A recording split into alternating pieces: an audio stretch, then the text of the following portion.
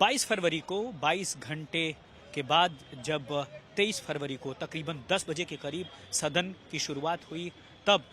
आम आदमी पार्टी और बीजेपी के पार्षदों ने कोई हंगामा नहीं किया, क्योंकि मेयर का जो फैसला था वो ये था कि कोई मोबाइल लेकर नहीं जाएगा और जब वोट करेगा बिल्कुल शांतिपूर्ण तरीके से। इन सब के बीच मेयर ने जैसा कहा था स्थगन के दिन कि वो बीजेपी के 2 पार्षदों के खिलाफ फैसला लेंगी, उस पर भी कोई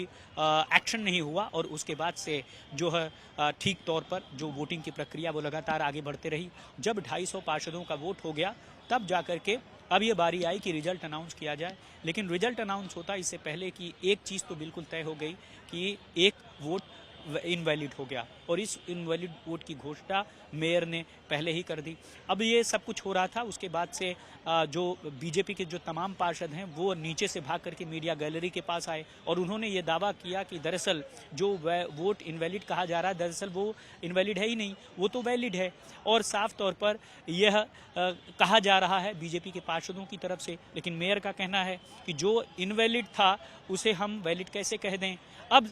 मेयर ने यह भी कह दिया कि रिकाउंटिंग भी होगी और साफ तौर पर बीजेपी का दावा है कि एक बार अगर इलेक्शन हो गया, खासकर प्रेफरेंशियल वोटिंग का, और एक किसी वोट को अगर इनवैलिड आपने घोषित कर दिया तो अगर रिकाउंटिंग हो गई तो दोबारा से उसे वैलिड लोगे या इनवैलिड, इसी टेक्निकल पेंच में यह मामला चला गया है। यानी सबसे पहले मेयर के चुनाव को लेकर के हंगामा हुआ, किसी तरह से मेयर का चुनाव हुआ, तो उसके बाद स्टैंडिंग कमेटी के 6 सदस्यों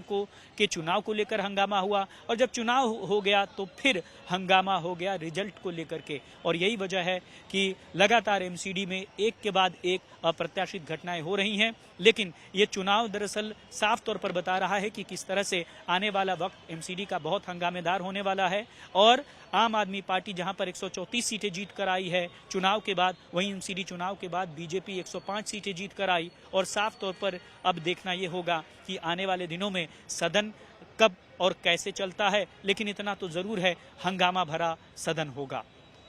राजा के साथ राम किंकर सिंह, चुनाव आज तक के लिए।